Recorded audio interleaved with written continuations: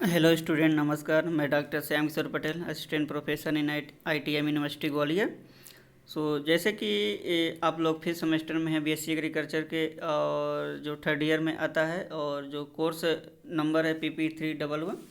Course title है diseases of field and horticultural crop and their management first है, जिसमें कि हम केवल फील्ड क्रॉप का डिसीज पढ़ते हैं। आज हम यूनिट नंबर 4 का लास्ट लेक्चर पढ़ेंगे, डिसीजेज ऑफ पिजन पी, जो कि लेक्चर नंबर 26 के अंदर आता है। सबसे पहले मैं आप लोगों को आज के लेक्चर का आउटलाइन दे देता हूँ कि आज हम क्या क्या करेंगे। तो first, introduction to pigeon pea disease, pigeon pea disease का introduction. Then what are the different objective of the today lecture, आज के लेक्चर का objective. Then what are the different economic importance of the today lecture. उसके बाद pigeon P में हम आज 4 disease पढ़ेंगे, जिसमें कि पहला है फाइटोप्थोरा ब्लाइट, दूसरा बिल्ट, तीसरा स्टेरिलिटी मोजेक, और चौथा होता है बैक्टीरियल लीफ स्पॉट। इसके डिसीज कंप्लीट करने के बाद मैं आप लोगों को एक एक्सरसाइज दूंगा। देन उसके बाद मैं बताऊंगा कि what are the different learning outcome of the today lecture, आज के लेक्चर का लर्निंग आउटकम क्या है। देन उसके बाद बताऊंगा कि आज के लेक्चर में हम पढ़ने के बाद हम क्या क्या रिसर्च कर सकते हैं, उसका रिसर्च स्कोप क्या है उसके बारे में बताऊंगा। और लास्ट में मैं रेफरेंस के बारे में बताऊंगा कि आज हमने कहाँ कहाँ से मटेरियल इकट्ठा करके आप लोगों के लिए लेक्चर तैयार किया है। तो सबसे पहले introduction to pigeon pea disease. Pigeon pea disease, जिसको कि हम अरहल भी कहते हैं, रेडग्राम भी कहते हैं इसको। तो पिजन पी डिसीज का इंट्रोडक्शन, जैसा कि आप लोग जानते हैं pigeon P most important pulse crop होती है। नॉर्मली हम दाल के रूप में पिजन पी का सबसे ज़्यादा उपयोग करते हैं। पिजन पी मोस्टली 180 से 130-40 या फिर मोस्टली 6 मंथ का क्रॉप होता है, बट कुछ अब न्यू शॉर्ट ड्यूरेशन वैरायटी भी रिलीज की गई हैं। तो चूंकि ये ज़्यादा ड्यूरेशन का क्रॉप होता है, तो इसमें रोग लगने की संभावना ज़्यादा होती है। इसमें बहुत सारा रोग लगता है, जो रोग या तो बैक्टीरिया के द्वारा लगता है, वायरस के द्वारा, या फंगस या निमेटोड के द्वारा लगता है। कई बार फिजियोलॉजिकल कंडीशन भी होती हैं, या न्यूट्रिशनल डिफिशियंसी के द्वारा भी पिजन पी में बहुत सारा मॉल फॉर्मेशन हो जाता है। तो आज के लेक्चर में हम 4 डिसीज पढ़ेंगे। पहला होता है फाइटोप्थोरा ब्लाइट, दूसरा बिल्ट, तीसरा होता है स्टेरिलिटी मोजेक, और चौथा होता है बैक्टीरियल लीफ स्पॉट। ये चारों डिसीज बहुत इंपॉर्टेंट हैं। यदि ये डिसीज सीवियर कंडीशन में लग जाती हैं तो बहुत अधिक मात्रा में शुगर केन की पिजन पी क्रॉप का नुकसान होता है। Then what are the different objective of the today lecture, आज के लेक्चर का क्या क्या ऑब्जेक्टिव है। तो first one is to study the various diseases of the sugar cane. जैसा कि मैंने बताया, शुगर के केन में पिजन पी में बहुत सारा रोग लगता है, और पिजन पी में ये रोग या तो वायरस, बैक्टीरिया, फंगस या निमेटोड के द्वारा लगता है। आज हम 4 डिसीज पढ़ेंगे, फाइटोप्थोरा ब्लाइट पढ़ेंगे, बिल्ट पढ़ेंगे, स्टेरिलिटी मोजेक पढ़ेंगे। उसके बाद detection and identification of the pathogen. ये रोग किस पैथोजन के द्वारा लग रहे हैं, और हम इन पैथोजन को कैसे फील्ड कंडीशन में हम on the basis of symptom को देख के हम कैसे आइडेंटिफाई करेंगे, हम ये आज के लेक्चर में बताएंगे। और उसको लैब में भी कैसे आइसोलेट करेंगे हम, वो भी आज हम बताएंगे।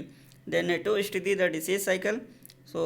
इसमें हम प्राइमरी इनोकुलम क्या है डिसीज का, देन सेकेंडरी इनोकुलम क्या है, कैसे स्प्रेड होता है, और कैसे ये पैथोजन अपना लाइफ साइकिल पौधे में कंप्लीट करता है।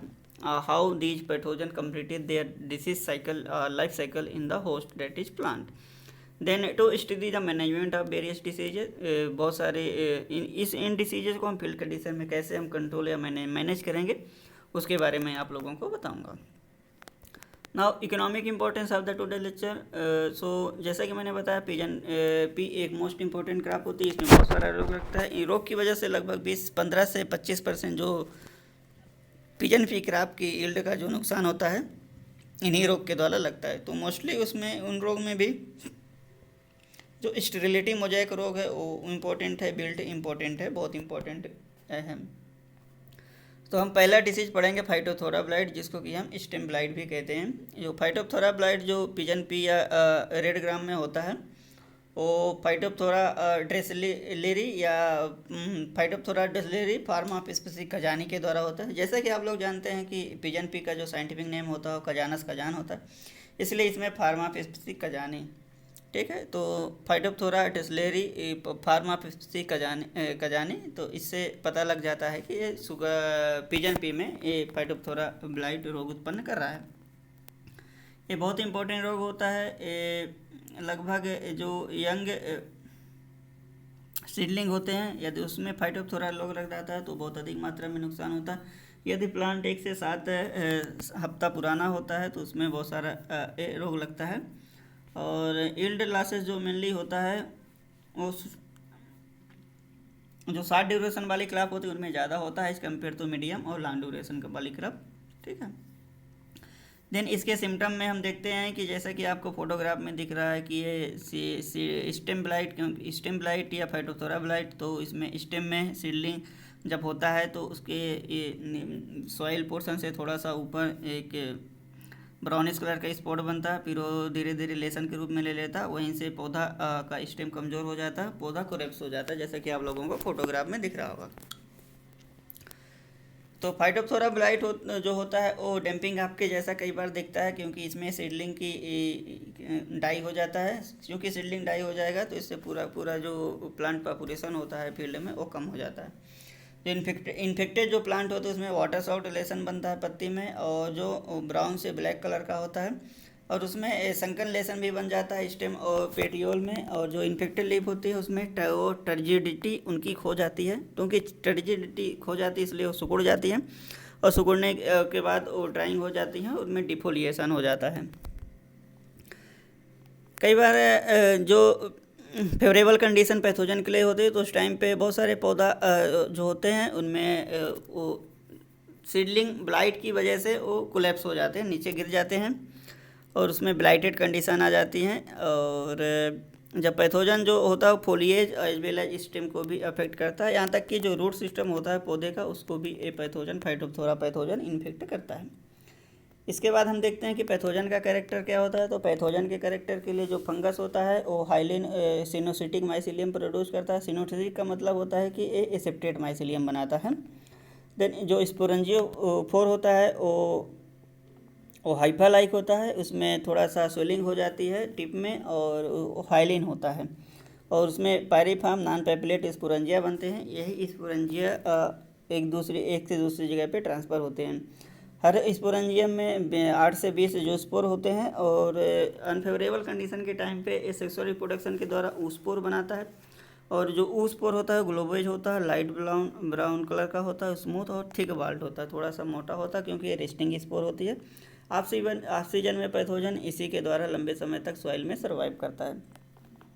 देन हम देखते हैं कि इसका फेवरेबल कंडीशन क्या होता है। तो इसके फेवरेबल कंडीशन के लिए यदि क्लाउडी वेदर है और उस समय हल्की हल्की सी बारिश होती है और टेम्परेचर 25 डिग्री सेंटीग्रेड के आसपास रहता है, और जो ह्यूमिडिटी होती है वो 75 से 80% होती है, और तो उस टाइम पे डिसीज लगने की संभावना बहुत ज़्यादा होती है। वार्म और ह्यूमिड वेदर जो होता है उसके बाद यदि रैपिड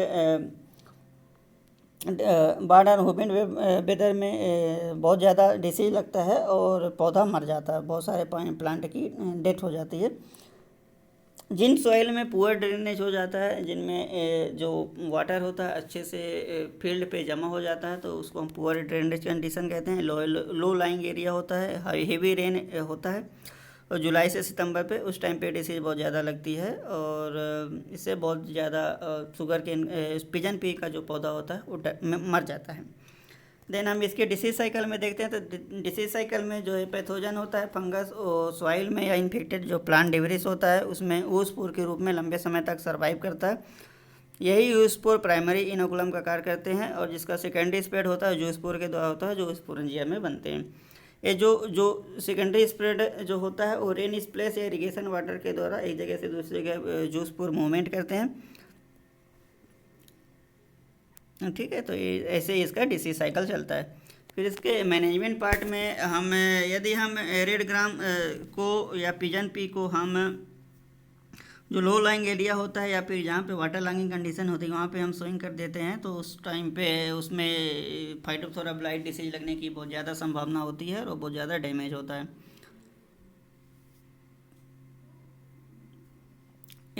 सोइंग के बाद जब छोटे छोटा सीडलिंग होता है उस टाइम पे यदि बहुत ज़्यादा बारिश हो जाती है तो उस टाइम पे भी डिसीज लगती है, तो इसको हम अवॉइड करते हैं। इसके बाद हम रेजिस्टेंट वैरायटी को करते हैं, जैसे कि BDN1, ICPL 150, ICPL 288, ICPL 304, KPBR8014 ये रेजिस्टेंट वैरायटी होती हैं। यदि हम इन वैरायटी को हम फील्ड में ग्रो करते हैं तो ये डिसीज नहीं लगता है। देन यदि हम सीड को हम ट्रीटमेंट दे देते हैं ट्राइकोडर्मा विरिडी @ 4 ग्राम, और हम या फिर मेटलेक्जिल से भी हम ट्रीटमेंट कर देते हैं तो भी डिसीज कंट्रोल हो जाता है। इसके अलावा हम यदि मेटलेक्जिल जिसको कि हम रिडोमिल MZ भी कहते हैं उसको 0.2% फील्ड में स्प्रे कर देते हैं जब ये डिसीज लग जाता है तो इससे भी ये डिसीज कंट्रोल हो जाता है। तो ये मैनेजमेंट प्रैक्टिस है फाइटोप्थोरा ब्लाइट कंट्रोल करने के लिए। देन दूसरा डिसीज आता है बिल्ट ऑफ पिजन पी। जो पिजन पी में या अरहर में जो बिल्ट होता है फिजीरियम ऑक्सीस्पोरम फार्मास्पीसीज ऊडम के द्वारा होता है। ये भी बहुत इंपॉर्टेंट डिसीज है। इसके द्वारा जो एनुअल लॉस होता है इंडिया में उसको US $71 मिलियन का नुकसान होता है एनुअल लॉस बिल्ट की डिसीज की वजह से। ये डिसीज मोस्टली आंध्र प्रदेश, महाराष्ट्र, मध्य प्रदेश, उत्तर प्रदेश, बिहार में बहुत ज़्यादा लगती है। और आंध्र प्रदेश में भी मेनली ये तेलंगाना रीजन में और कुन्नूर डिस्ट्रिक्ट जो होता है वहाँ पे बहुत अधिक मात्रा में लगती है। और लगभग 15 से जो 20% पिजन पी क्लॉप का जो नुकसान होता है वो बिल्ट डिसीज की वजह से होता है। देन इसके हम सिम्टम में देखते हैं तो जैसे कि नाम से ही पता लग रहा है कि बिल्टिंग हो जाता है। बिल्टिंग में मतलब कि पत्तियां सूख जाती हैं, उनको पानी की कमी हो जाती है, स्टेम भी सूख जाता है, ड्राई हो जाता है। तो डिसीज का जो पहला सिम्टम आता है अर्ली स्टेज में आता है जब पौधा 4 से 6 वीक पुराना होता है, और ये सिम्टम फ्लावरिंग और पोडिंग के टाइम पे भी तक आते रहते हैं।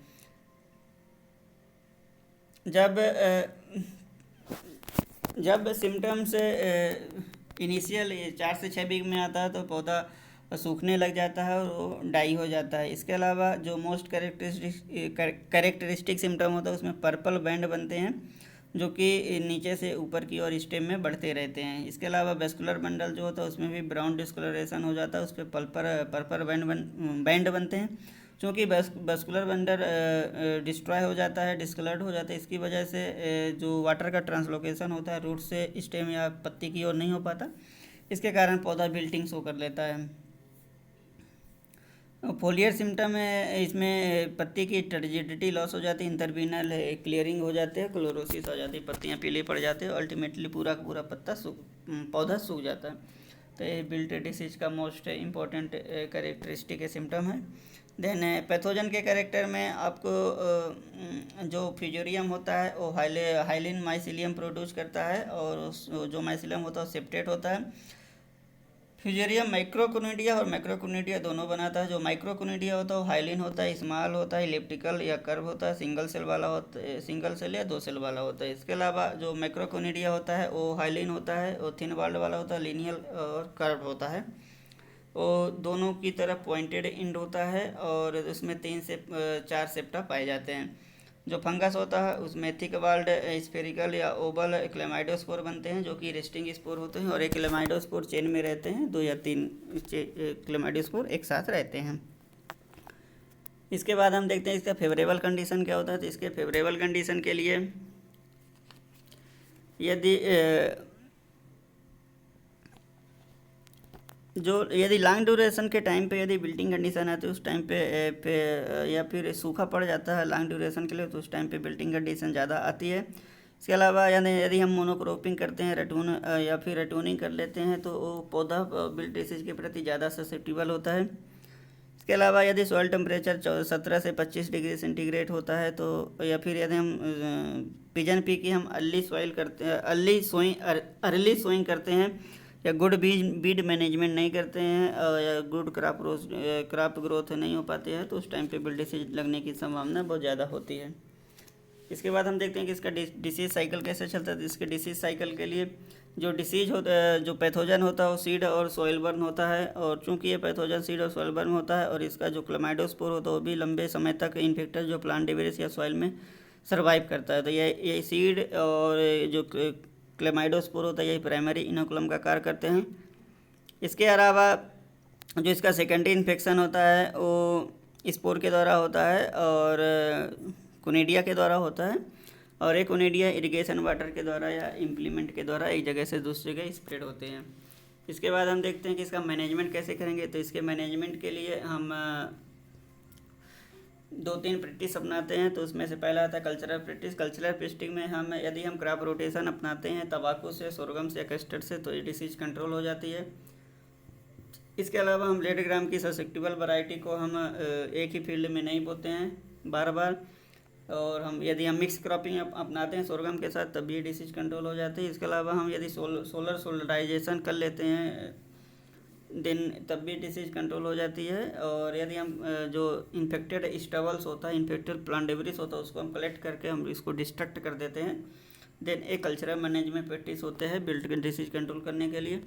इसके बाद जो होस्ट प्लांट रेजिस्टेंट होता है HPR मैनेजमेंट, जिससे हम ग्रो रेजिस्टेंट वैरायटी ग्रो या टोलरेंट वैरायटी ग्रो करते हैं, जैसे कि आशा हो गया, मारुति, दुर्गा, मुक्ता, प्रभात, शारदा, ए रेजिस्टेंट या टोलरेंट वैरायटी हैं बिल्ट डिसीज के लिए। यदि हम इनको ग्रो करते हैं तो ये डिसीज नहीं लगता है। इसके बाद हम यदि हम सीड ट्रीटमेंट देते हैं थायराम @0.3% और कार्बेंडाजिम @0.2%, देन तब भी डिसीज कंट्रोल हो जाता है। या हम बायो कंट्रोल एजेंट से हम सीड ट्रीटमेंट दे देते हैं, जैसे कि ट्राइकोडर्मा विरिडी @4 ग्राम पर केजी, या तो उससे भी ये डिसीज कंट्रोल हो जाता है। देन नेक्स्ट डिसीज आता है sterility mosaic, pigeon pea sterility mosaic. जो pigeon pea sterility mosaic disease होता है, pigeon pea sterility mosaic virus की वजह से होता है। तो ये भी डिसीज बहुत महत्वपूर्ण होती है। जहाँ जहाँ पे पिजन पी की खेती होती है तो वहाँ पे हर जगह पे डिसीज लगती है। चूँकि ये वायरल डिसीज है, इसलिए इसको कंट्रोल करना यदि एक बार लग जाती है तो बहुत मुश्किल होता है। तो मेनली ये डिसीज इंडिया और नेपाल में वेरी सीरियस फॉर्म में रहती है, और लगभग 282 मिलियन $US का इंडिया में नुकसान होता है इस डिसीज की वजह से। ये मोस्टली ये डिसीज उत्तर प्रदेश, मध्य प्रदेश, राजस्थान, महाराष्ट्र और आंध्र प्रदेश में लगती है। देन इसके लक्षण में जो ये डिसीज मेनली जो शुगर पिजन पी का जो ऑल ग्रोइंग स्टेज होता है, तो हर ग्रोइंग स्टेज में ये डिसीज लगती है पिजन पी में। जो यदि ये डिसीज लग जाती है तो फील्ड में प्लांट जो होते हैं वो बुशी और पेल ग्रीन प्लांट होते हैं, उसमें फ्लावरिंग या फ्लावर्स और पॉड नहीं बनते हैं। जो पत्ती होती है वो छोटी हो जाती है, उसमें टिपिकल लाइट और डार्क ग्रीन कलर का मोजैक पैटर्न होता है, जैसा कि आपको फोटोग्राफ में दिख रहा है कि मोजैक डिसीज में टिपिकल लाइट ग्रीन कलर का मोजैक पैटर्न दिख रहा है। देन इसके बाद कई बार बीन क्लियरिंग भी हो जाती है नई यंग पत्ती में। सीवियर केस में लीफ जो होती हैं वो छोटी हो जाती हैं और उसमें क्लस्टर के रूप में लीफ बनती हैं, एक ही जगह पे बहुत सारी पत्तियां बनती हैं छोटी छोटी, और पौधा जो होता है वो स्टंटेड हो जाता है और उसमें पौध नहीं लगते हैं। यदि पौधे में अर्ली स्टेज में इन्फेक्शन हो जाता है तो क्रॉप अच्छे से ग्रो नहीं कर पाता और उसमें कंप्लीट स्टेबिलिटी आ जाती है, और लगभग 90% अप टू 90% यील्ड का नुकसान हो जाता है ये पिजन पी स्टेरिलिटी मोजैक की वजह से। देन हम इसकी डिसीज साइकिल में देखते हैं, तो इसके डिसीज साइकिल के लिए जो ए डिसीज होती है इरियोफिड माइट या जिसको कि हम एसेरिया कजानी कहते हैं, इसके द्वारा ट्रांसमिट होती हैं।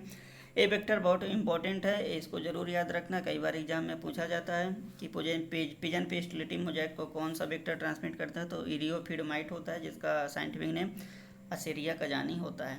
देन यदि हम सिल्फिसोन रेड ग्राम प्लांट को उगाते हैं तो उसमें ये वायरस लंबे समय तक सर्वाइव करता है और वही इन्फेक्शन का कार्य, प्राइमरी इन्फेक्शन का कार्य कर लेता है। देन इसके फेवरेबल कंडीशन के लिए मेनली यदि डिसीज इंसिडेंस जो होता है वो जब इंटर या मिक्स क्रॉपिंग करते हैं सोरगम के साथ या मिलेट के साथ, तो उस टाइम पे डिसीज लगने की संभावना ज़्यादा होती है। और जब ह्यूमिडिटी ज़्यादा होती है उस समय यदि माइट का मल्टीप्लिकेशन बहुत तेज़ी से होता है तो ये डिसीज बहुत ज़्यादा फैलती है।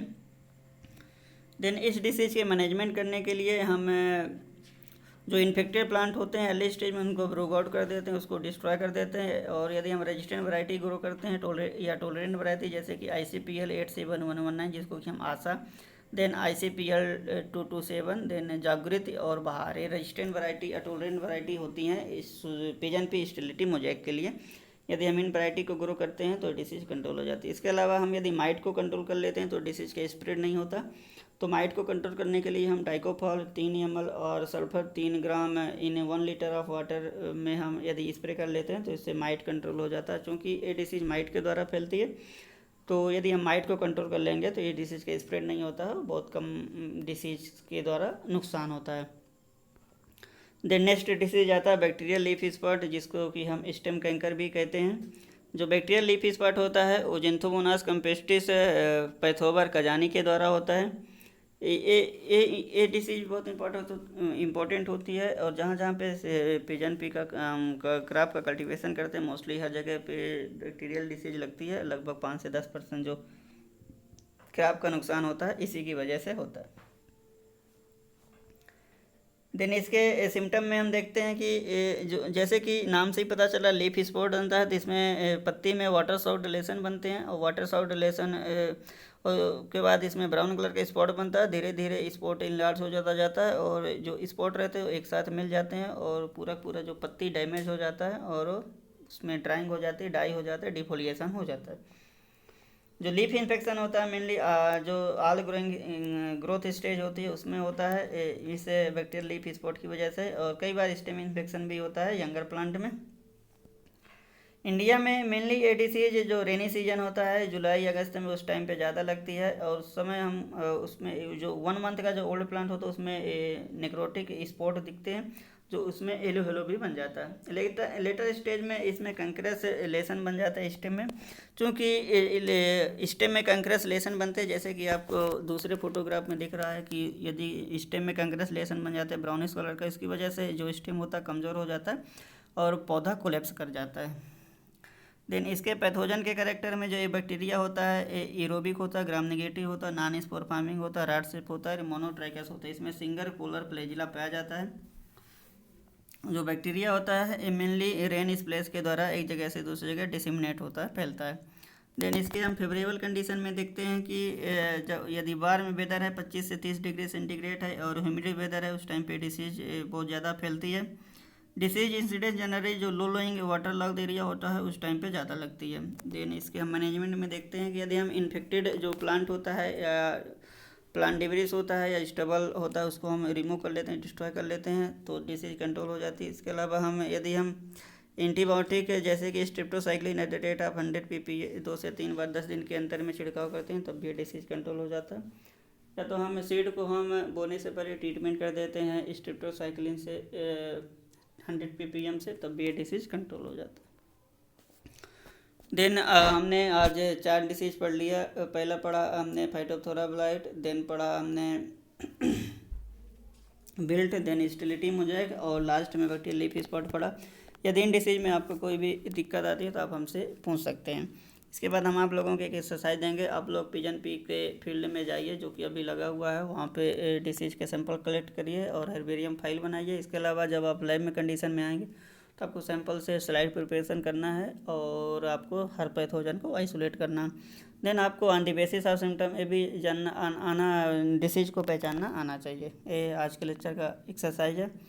Then what are the different learning outcome of the today lecture. आज के लेक्चर में हमने क्या क्या सीखा, तो आज के लेक्चर हमने 4 डिसीज पढ़ाई, phytophthora blight, then wilt, then sterility mosaic और bacterial leaf spot.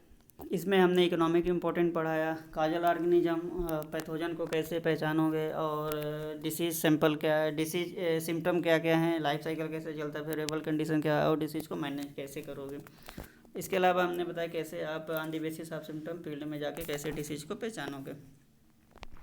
Then what are the different research scope of the today lecture. तो इसमें आपको रिसर्च प्लान करना है लेक्चर पिजन पी डिसीज में, तो to develop eco friendly management of disease. इसमें आपको ट्राइकोडर्मा और सुडोमोनास का बेस्ट स्ट्रेन खोजना है जो इफिशिएंट अच्छे तरीके से फंगल और बैक्टीरियल पैथोजन को कंट्रोल कर सके। इसके अलावा पिजन पी के survey and screening of pigeon pea disease in Chambal region में आप सर्वे और स्क्रीनिंग करेंगे और सैंपल इकट्ठा करके लैब में लाएंगे और आइसोलेट करेंगे। आइसोलेट करने के बाद आपको पता लगेगा कि कौन से रीजन का जो पैथोजन है आइसोलेट है वो ज़्यादा मात्रा में डिसीज उत्पन्न कर रहा है as compare to other location. Then तीसरे में आपको बेस्ट बोटेनिकल एक्सट्रैक्ट सेलेक्ट करना है on the basis of poison fruit technique, और उसको फार्मर को सजेस्ट करना है कि यदि ये बोटेनिकल एक्सट्रैक्ट आप स्प्रे करेंगे डिसीज में तो ये डिसीज कंट्रोल हो जाएंगे।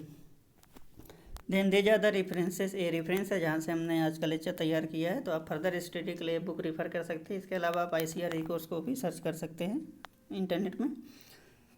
तो इसी के साथ हम आज का लेक्चर यहीं पे समाप्त करते हैं। तो आज हमने 4 डिसीज पढ़े। यदि आपको इन डिसीज में कोई भी वीडियो देखने के बाद कोई भी डाउट्स आता है तो आप हमसे पूछ सकते हैं, या आप अपना डाउट वेबिनार क्लास में भी पूछ सकते हैं।